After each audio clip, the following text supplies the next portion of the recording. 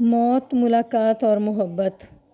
میں نے جب تھانے کا چارج سنبھالا تو معمول کے مطابق وہاں کے چیدہ لوگ مجھے سلام کرنے آئے۔ ان میں بعض عادی جرائم پیشہ بھی تھے۔ محرر کانسٹیبل مجھے ہر ایک کے بارے میں بتاتا جا رہا تھا۔ جب سب لوگ چلے گئے تو محرر نے مجھے مشورہ دیا کہ مجھے پیر صاحب کی خدمت میں حاضری دینی چاہیے۔ میں نے اس کو ٹالنا چاہا، مگر یہ پختہ محرر بڑا تجربہ کار اور جہاں دیدہ تھا۔ اس نے یہ کہہ کر مجھے قائل کر لیا کہ جہاں معزز اور پڑھے لکھے لوگ اس کے حلقے میں شامل ہیں، وہاں جرائم پیشہ افراد بھی اس پیر کے ہاتھ میں ہیں۔ اس کے بعد میں نے اس پیر سے ملاقات کا ارادہ کر لیا اور اگلے دن وردی کے بغیر سادہ کپڑوں میں پیر سے ملاقات کو چل پڑا۔ محرر نے میری آمد کی اطلاع پیر صاحب کے کرندوں تک پہنچا دی تھی۔ نمبردار کو پتہ چلا تو وہ اور کچھ معززین دوڑے آئے اور میرے ساتھ چل پڑے۔ یوں میں ایک چھوٹے سے جلوس کی صورت میں وہاں پہنچا۔ پہلے میں نے پیر کے آستانے سے متصل مزار پر فاتحہ پڑھی۔ وہاں عقیدت مندوں نے سینکڑوں دیے جلا رکھے تھے اور پھولوں سے قبر کو لاد رکھا تھا۔ سبز رنگ کی بے شمار چادریں جن پر کلمہ طیبہ، آیت الکرسی وغیرہ لکھی ہوئی تھی، لوگوں نے مزار پر چڑھا رکھی تھی۔ نقد نظر نیاز کے لیے لوہے کے بکس رکھے ہوئے تھے جن میں لوگ نذرانے ڈالتے تھے۔ 2-3 فٹ بلند ایک چبوترا بنا ہوا تھا، اس پر ایک دھریڑ عمر مگر صحت مند آدمی بیٹھا ہوا تھا۔ سرخ و سفید رنگ سلیقے سے تراشی ہوئی داڑھی، کندھوں تک لٹکتے بال جن میں تیل لگا کر کنگھی کی گئی تھی۔ اس نے سبز رنگ کا چوغا اور سبز رنگ کی پگڑی باندھ رکھی تھی۔ ایک ہاتھ میں سندل کی لکڑی سے بنی ہوئی تسبیح اور گلے میں موٹی موٹی دانوں والی ملائیں تھیں۔ یہ تھے پیر صاحب۔ میں نے قریب جا کر السلام علیکم کہا اور مصافحہ کے لیے ہاتھ بڑھا دیا۔ مجبون پیر صاحب نے بھی بیٹھے بیٹھے ہاتھ آگے بڑھایا اور گرم جوشی سے مصافحہ کیا۔ میں نے مصافحے کے بعد نرمی سے ہاتھ چھڑانا چاہا، مگر پیر صاحب نے میرا ہاتھ کھینچ کر بے تکلفی سے مجھے اپنے ساتھ چبوترے پر بٹھا لیا۔ اس کے بعد نمبردار اور دوسرے معززین نے رکوع کی حالت میں جھک کر سلام کیا تو پیر صاحب نے اپنا ایک ہاتھ آگے بڑھا دیا۔ سب نے باری باری ہاتھوں کو بوسہ دیا اور پھر آنکھوں سے لگایا۔ اس دوران میں نے دیکھا کہ جو بھی شخص اندر آتا رکوع کی حالت میں سلام کرتا اور جب واپس جاتا تو الٹے قدموں جاتا کہ کہیں پیر صاحب کی بے ادبی نہ ہو جائے۔ میرے لیے یہ سب کچھ بڑا اذیت ناک اور ناقابل برداشت تھا۔ میں ایسے کئی پیروں کے پول کھول چکا ہوں جو انسان اور اللہ کے درمیان رکاوٹ بنے ہوئے ہوتے ہیں۔ بہرحال کسی نہ کسی طرح یہ سب برداشت کرتا رہا۔ اس کے بعد پیر صاحب نے ایک خاص مرید کو اشارہ کیا تو اس نے بڑے ادب سے ایک سبز رنگ کی ویسی ہی چادر جیسی مزار پر چڑھائی جاتی ہیں پیر صاحب کو پیش کی۔ پیر صاحب نے اس چادر سے میری دستار بندی کی۔ اس کے بعد میری پیٹھ پر 3 بار تھپکی دی۔ تم اب میرے سائے میں آگے ہو تھانے دار، پیر صاحب نے تھپکیاں دینے کے بعد کہا۔ کوئی مجرم تمہاری آنکھوں سے نہیں بچ سکے گا۔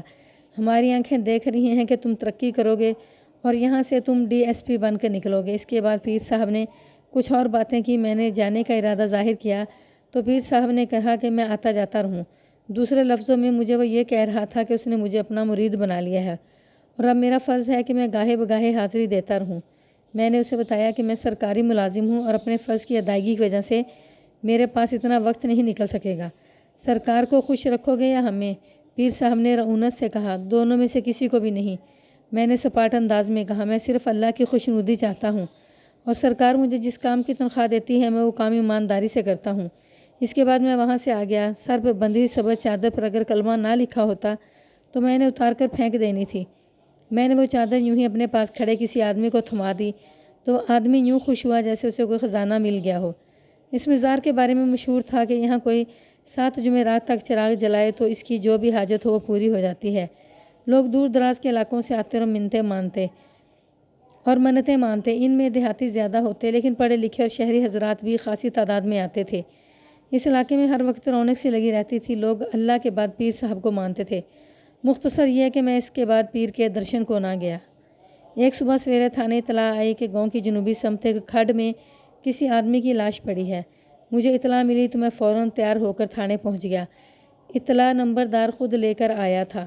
اس کے ساتھ ایک دیہاتی تھا۔ اس کے بارے میں بتایا گیا کہ لاش اس نے دیکھی ہے۔ میں نے اس دیہاتی سے کچھ باتیں پوچھیں اور یہ یقین کر لینے کے بعد کہ اس آدمی نے انسانی لاش ہی دیکھی ہے، 2 کانسٹیبلوں کو لے کر موقع واردات کی طرف چل پڑا۔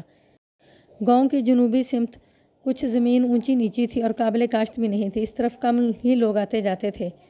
عام طور پر گاؤں کے لوگ رفع حاجت کے لیے کھیتوں کا رخ کرتے تھے۔ کبھی کبھار کوئی آدمی رفع حاجت کے لیے ان کھڈوں کا رخ بھی کر لیتا تھا۔ یہ دیہاتی جس نے لاش دیکھی تھی رفع حاجت کی نیت سے اس کی طرف جا نکلا تھا۔ ابھی وہ کھڈ کے اندر نہیں اترا تھا کہ اوپر سے اس کی لاش پر نظر پڑی۔ اس نے ذرا غور سے دیکھا اور جب اسے یقین ہو گیا کہ کھڈ میں پڑا ہوا آدمی زندہ نہیں ہے تو وہ سیدھا نمبردار کے گھر گیا اور اسے لاش کے بارے میں بتایا۔ نمبردار اسے لے کر تھانے آ گیا۔ وہ آدمی ہمیں اس جگہ لے گیا جہاں سے اسے لاش نظر آئی تھی۔ میں نے دیکھا 15-16 فٹ کی گہرائی میں ایک آدمی کی لاش پیٹ کے بل پڑی تھی۔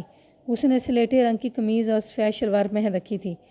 ایک طرف نیچے اترنے کے لیے ڈھلوان سی بنی ہوئی تھی۔ میں وہاں سے نیچے اتر کر لاش کے پاس چلا گیا۔ لاش کی پشت اوپر تھی اور قمیض خون آلود نظر آ رہی تھی۔ میں نے قریب بیٹھ کر غور سے دیکھا۔ لاش کے شولڈر بلیڈ کے قریب ایک گہرا زخم صاف نظر آ رہا تھا۔ میرا تجربہ یہ کہتا تھا کہ یہ کلہاڑی کا زخم ہے۔ لاش سے چند گز پر ایک جوتی الٹی پڑی ہوئی تھی اور چند رنگین چوڑیوں کے ٹکڑے بکھرے ہوئے نظر آ رہے تھے۔ میں نے چوڑیوں کے ٹکڑے اکٹھے کر کے اپنے رومال میں لپیٹ کر جیب میں ڈال لیے۔ جوتی زنانہ تھی اور بائیں پاؤں کی تھی۔ یہ چمڑے کی بنی ہوئی تھی اور اس پر تلے کی تاروں سے بیل بوٹے بنے ہوئے تھے۔ ایسی جوتیاں دیہات میں عام استعمال ہوتی ہیں اور انہیں خصا بھی کہا جاتا ہے۔ جوتی کی حالت بتا رہی تھی کہ وہ زیادہ پرانی نہیں ہے اور چند ماہ پہلے بنوائی گئی ہے۔ چوڑیوں کے ٹکڑے اور زنانہ جوتی جائے واردات پر عورت کی موجودگی کو ثابت کر رہے تھے اور یہ بھی کہ قتل کا باعث عورت ہی ہے۔ میں نے ارد گرد کھروں کا بڑی باریک بینی سے مشاہدہ کیا۔ وہاں کھرے آپس میں گڈ مڈ ہو رہے تھے۔ اس سے ظاہر ہوتا تھا کہ وہاں اچھی خاصی دھینگا مچتی ہوئی ہے۔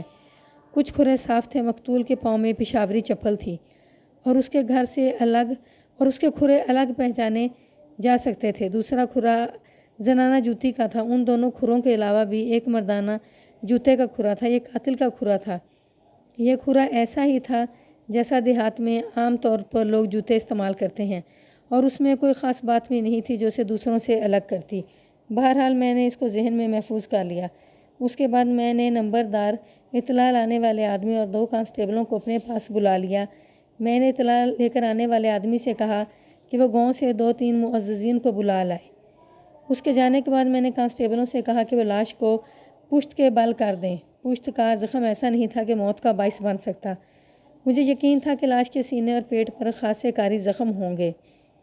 لاش کو سیدھا کیا گیا تو میرے اندازے کی تصدیق ہوگی۔ لاش کے سامنے والے حصے میں گردن پر ہنسلی کی ہڈی کے نزدیک کلہاڑی کا گہرا زخم نظر آ رہا تھا اور خاصی گردن بھی کٹ گئی تھی۔ خون بہہ بہہ کر جم گیا تھا۔ ایک زخم سینے پر بائیں طرف پسلیوں پر تھا۔ یقیناً 1-2 پسلیاں کٹ گئی ہوں گی۔ اس کے علاوہ کلہاڑی کے وار کا ایک زخم مقتول کے بائیں بازو پر کوہنی سے ذرا ادھر لگا تھا۔ یہ زخم اس وقت لگا ہوگا جب مقتول نے کلہاڑی کا پہلا وار روکنے کے لیے بایاں بازو آگے کیا ہوگا۔ موت کا باعث گردن پر لگنے والا گہرا زخم بنا ہوگا۔ مقتول کی عمر 30-32 برس کے لگ بھگ ہوگی۔ وہ گورے چٹے رنگ اور دبلے پتلے جسم کا مالک تھا۔ اس کا چہرہ مٹی میں لتھڑا ہوا تھا۔ خوبصورت جوان تھا لیکن کسی کی بہن یا بیوی سے ناجائز تعلقات کی وجہ سے حرام موت مارا گیا تھا۔ میں نے نمبردار کو آگے آ کر لاش شناخت کرنے کو کہا۔ اس نے قریب آ کر لاش کا چہرہ دیکھا اور فوراً پہچان لیا۔ یہ تو جیلا ہے، نمبردار نے فوراً کہا۔ جیلا کون؟ میں نے نمبردار سے پوچھا۔ اس کا اصل نام جمیل ہے، نمبردار نے کہا۔ لوگ اسے جیلا کہتے ہیں۔ چھوٹے موٹے جرائم کرتا تھا۔ ایک بار 6 ماہ جیل میں سزا بھی کاٹ چکا ہے۔ جیلا کے بارے میں مجھے مزید معلومات تھانے کے ریکارڈ سے مل سکتی تھی، اس لیے میں نے نمبردار سے مزید کچھ نہ پوچھا۔ اتنے میں وہ آدمی جسے میں نے گاؤں سے معززین کو لانے کے لیے بھیجا تھا 2 آدمیوں کو ساتھ لے کر آ گیا۔ میں نے موقع پر جو کاغذی کارروائی کرنی تھی وہ کی، نقشہ صورتحال مرتب کیا اور قانونی طور پر لاش کو اپنے قبضے میں لے لیا۔ اس کے بعد میں نے نمبردار کی مدد سے لاش کو ایک کانسٹیبل کے ساتھ پوسٹ مارٹم کے لیے قریبی شہر کے سرکاری ہسپتال بھجوا دیا جو وہاں سے 25-26 میل دور تھا۔ اس کے بعد میں وہاں سے واپس تھانے آ گیا۔ تھانے میں آ کر میں نے اس کیس کی فائل تیار کی اور چھوٹی سے چھوٹی بات نوٹ کر لی۔ اس کے بعد میں نے ASI کو بلا کر اس کیس کے متعلق بتایا۔ پھر میں نے اسے بتایا کہ مقتول کا نام جیلا ہے اور وہ سزا یافتہ بھی ہے۔ میں نے ASI سے کہا کہ وہ جیلا کا ریکارڈ نکال کر مجھے اس کے بارے میں تفصیل سے بتائے۔ ASI اس کے متعلق پہلے ہی سے جانتا تھا۔ اس نے جیلا کا ریکارڈ تلاش کر کے مجھے جو کچھ بتایا اس کے مطابق جیلا میرے تھانے کے علاقے کے ایک گاؤں کا رہنے والا تھا۔ اس کے ماں باپ مر چکے تھے اور کوئی آگے پیچھے نہیں تھا۔ 1.5-2 سال پہلے اس گاؤں میں آ گیا تھا اور مزار کے ارد گرد گھومتا رہتا تھا، وہیں لنگر سے روٹی لے کر کھا لیتا۔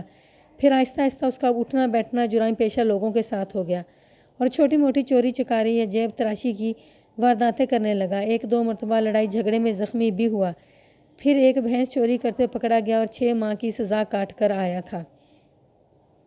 میں نے سوچا ضرور جیلا نے گاؤں کی کسی لڑکی کے ساتھ دوستی گانٹ لی ہوگی اور چوری چھپے اس سے ملتا ہوگا۔ کسی طرح لڑکی کے باپ یا بھائی کو اس کے ناجائز تعلقات کا علم ہو گیا اور وہ موقع کی تلاش میں رہے۔ رات کو اس نے موقع پر دونوں کو رنگے ہاتھوں پکڑ لیا اور جیلا کو موقع پر ہی مار ڈالا، جبکہ لڑکی جان بچا کر بھاگ نکلنے میں کامیاب ہو گئی۔ یہ سب مفروضہ تھا، ضروری نہیں کہ ایسا ہی ہوا ہو جیسے میں نے سوچا تھا۔ میرے اندازے غلط بھی ہو سکتے تھے۔ یہ بات بڑی اہم تھی کہ قاتل نے اگر غیرت کے جوش میں یہ قتل کیا ہے تو پھر اس نے لڑکی کو کیوں چھوڑ دیا؟ یہ سوچا جا سکتا تھا کہ لڑکی اس وقت موقع ملنے پر بھاگ گئی جب قاتل جیلا کو مار رہا تھا۔ اب سوال پیدا یہ ہوتا تھا کہ کیا قاتل نے گھر پہنچنے کے بعد لڑکی کو چھوڑ دیا ہوگا یا لڑکی کو بھی مار دیا ہوگا؟ اگر لڑکی بھی مر گئی تھی تو پھر اس قتل کا سراغ لگانا تقریباً ناممکن ہی تھا۔ ایک لحاظ سے یہ ایک اندھا قتل تھا، صرف جائے واردات پر موجود لڑکی جانتی تھی کہ قاتل کون ہے۔ اس طرح میں اس نتیجے پر پہنچا کہ میرا اس لڑکی تک پہنچنا بہت ضروری ہے، اور اس لڑکی تک پہنچنے کے لیے میرے پاس اس جوتی کا ایک پاؤں اور چوڑیوں کے چند ٹکڑے تھے۔ مجھے یہ کام خاصا مشکل نظر آ رہا تھا۔ میں یہ بھی نہیں کر سکتا تھا کہ گاؤں کی ہر لڑکی کو بلا کر پوچھ گچھ کرتا اور ان کی جوتیاں اور چوڑیاں چیک کرتا۔ بہت سوچ کر آخر میں نے مخبروں کو استعمال کرنے کا فیصلہ کر لیا۔